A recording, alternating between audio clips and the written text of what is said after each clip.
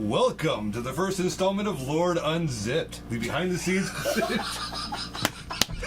of the recording of Blacklisted. Awesome. All right, cool. So, in this installment today, we're going to be asking everybody questions. Each person got to decide a question for each other member of the band. Unfortunately, one of our people was able to make it, so there may be some impromptu impersonations. First up, Todd. Guitar. All-around cool guy. Look at those shades. Come on. How can you not be cool? All right, first question. You know how stoned I am. Shh. What were your goals with this release versus Awake? You know, I remember there was this one time when the Seventh Gate was on tour with Call the Paramedics. We were in Philly. Go Eagles. And they Call the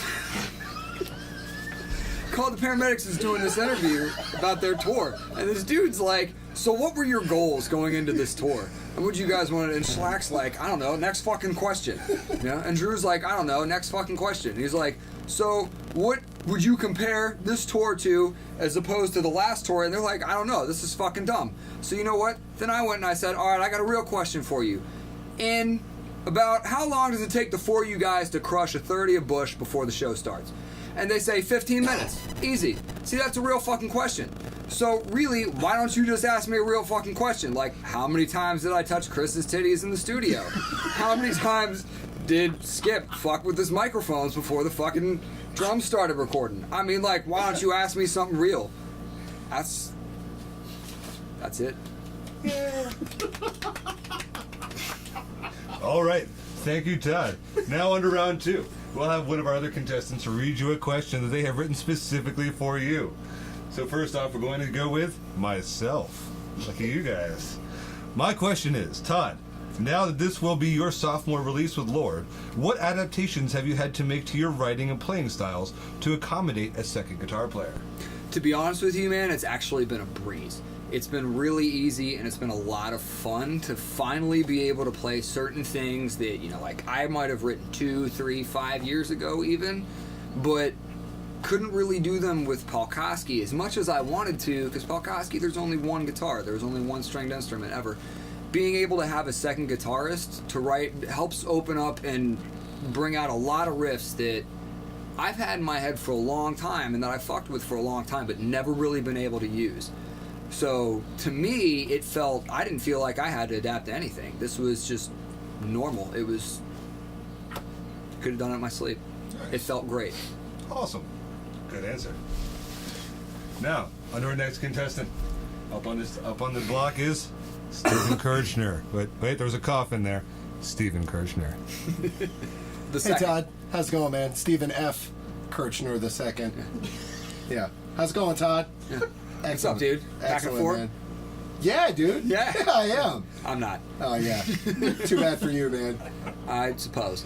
Well, thanks so much for having me on the show today, Todd. I really Absolutely. appreciate a chance to get to ask you this question. Lots of different influences have been mentioned in the rehearsal space as far as that riff sounds like such and such, or that beat reminds me of that badass shit that I like. So I'm going to name a few that stuck out to me, and then you're going to add to the list. And hey, you can't repeat anything that I said. That's why I got involved. You got to do it. All right. Bolt Thrower. Motherfucking Slayer! Sabaton. What? Sinister and Mayhem. Go, Todd. You know, there was a little Cradle of Filth in there. You know, I think there's a little Cradle of Filth in most things that I write. I actually had a little Pig Destroyer in that too. What else would I put in there? Yeah, aside from Cradle of Filth and Pig Destroyer, sorry, I taper off all the time when I'm talking. It's a really bad habit. Look at how red those eyes are. Oh, seriously.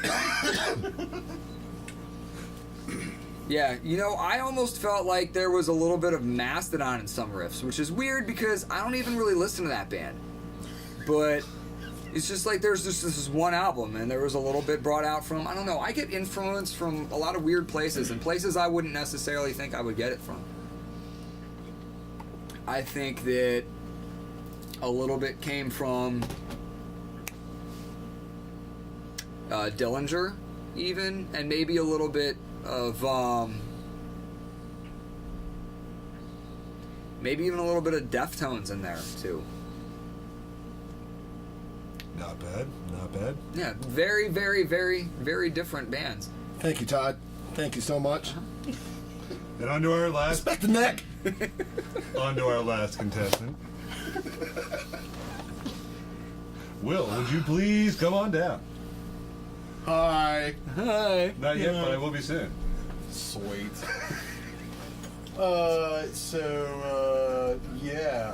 Judging from your writing in your previous bands, does Lord's current direction feel like a more comfortable fit for your writing, and how do you feel your writing has impacted Lord's sound on Blacklisted? Oh man, I love both of those questions. Thank you.